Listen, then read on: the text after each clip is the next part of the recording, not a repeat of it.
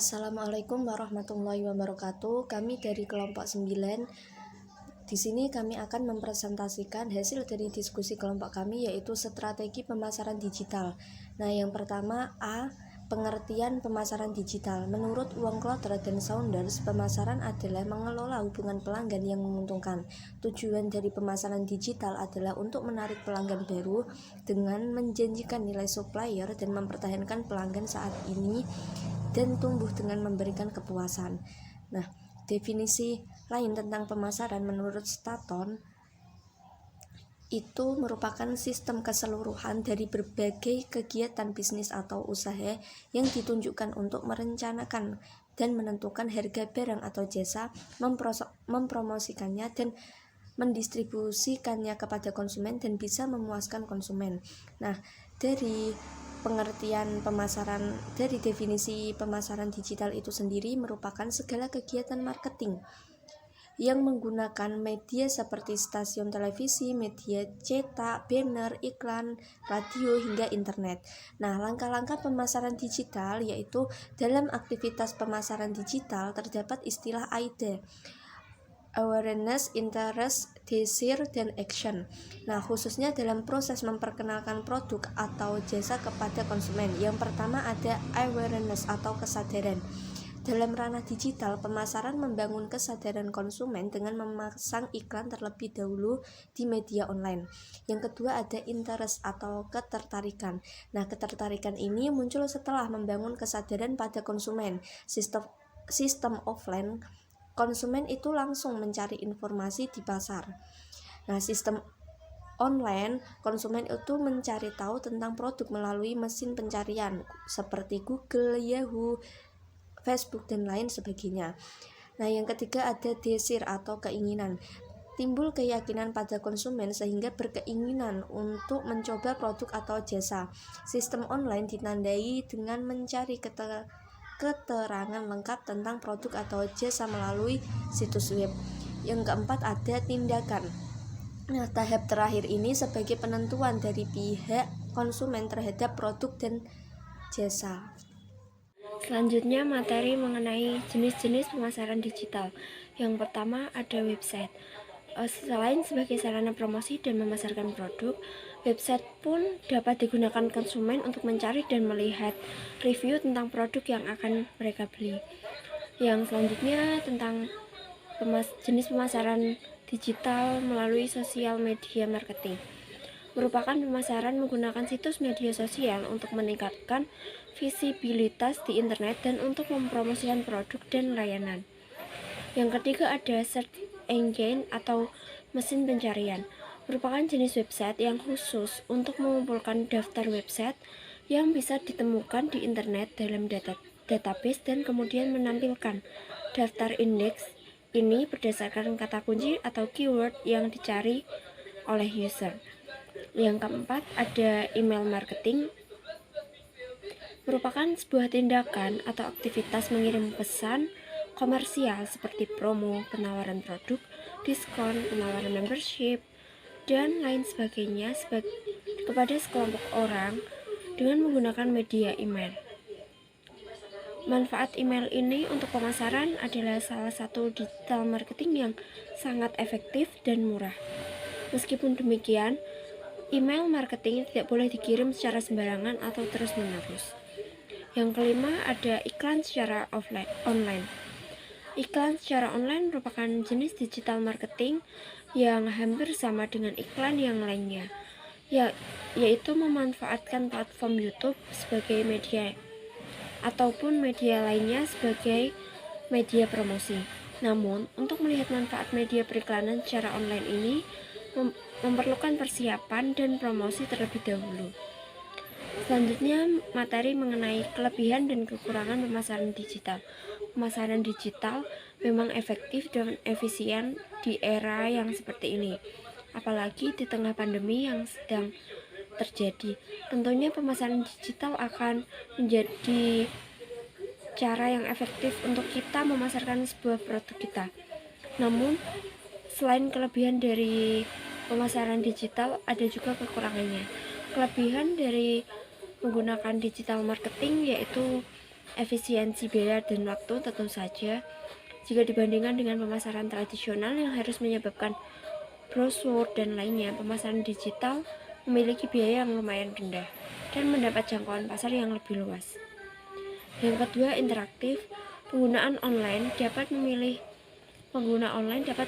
dengan pemasaran tradisional yang harus menyebabkan brosur dan lainnya. Pemasaran digital memiliki biaya yang lumayan rendah dan mendapat jangkauan pasar yang lebih luas. Yang kedua, interaktif. Pengguna online dapat memilih kapan untuk memulai pemasarannya, dengan siapa, di mana saja, dan berapa lama. Itu tidak terbatas oleh waktu. Selanjutnya, kesempatan untuk penetrasi dan jangkauan pasar lebih luas. Konten menarik. Pemasaran digital menawarkan banyak konten menarik, praktis, dan tidak terbatas. Mudah diatur, teknologi digital memungkinkan pengukuran. Jadi, pemilik usaha dapat mengetahui seberapa jauh konten yang dibuat dan dampak pada penjualannya. Kelebihan selanjutnya yaitu penonton atau viewers yang tidak terbatas. Bisa sampai berjuta viewers yang akan menonton platform iklan kita, dan itu akan menyebabkan produk kita banyak dikenal oleh banyak orang dan meningkatkan penjualan. Namun selain itu, pemasaran digital juga mempunyai kekurangan antara lain koneksi internet. Mungkin beberapa kasus muncul ketika melakukan promosi online, misalnya koneksi internet. Ketika koneksi internet lambat, pengunjung pun sulit untuk mengakses konten yang telah diupload. Selanjutnya ada masalah pembayaran. Banyak orang yang masih mengerti tentang metode pembayaran secara offline atau menggunakan uang tunai, dan banyak orang yang belum sepenuhnya mengerti tentang e-money atau uang digital yang digunakan untuk pemasaran secara digital. Yang terakhir yaitu kurangnya kepercayaan pengguna karena banyaknya penipuan. Kualitas barang yang dijual tidak sesuai dengan ekspektasi, tidak sesuai dengan gambar, dan lain-lain. Selanjutnya yaitu strategi pemasaran digital. Setelah mengenal beberapa jenis pemasaran digital, selanjutnya masuk pada pembahasan mengenai strategi pemasaran digital yang tepat untuk membantu bisnis di era digitalisasi modern. Yang pertama ada Search Engine Optimization atau SEO. SEO adalah bentuk apresiasi untuk situs web yang masuk pada halaman pertama di mesin pencarian. SEO sendiri terbagi menjadi dua jenis, yaitu one page dan off page. Yang kedua ada pay per click atau PPC. PPC adalah sebuah cara untuk mengarahkan traffic pengunjung untuk masuk ke website kita dengan bayaran setiap kliknya. Yang ketiga yaitu ada content marketing. Strategi digital marketing yang selanjutnya adalah dengan cara mempromosikan produk melalui tulisan atau artikel. Kita dapat membuat tulisan yang dapat mempengaruhi pembaca untuk menggunakan produk atau jasa kita. Yang ketiga ada influencer. Strategi digital marketing yang berikutnya adalah seorang influencer atau orang yang memiliki pengaruh besar di sebuah komunitas ataupun ruang lingkup yang lebih luas. Lalu yang kelima ada affiliate program.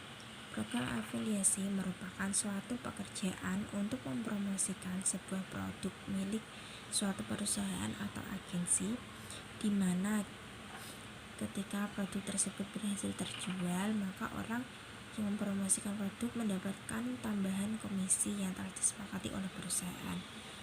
Lalu selanjutnya ada Google Business School, yaitu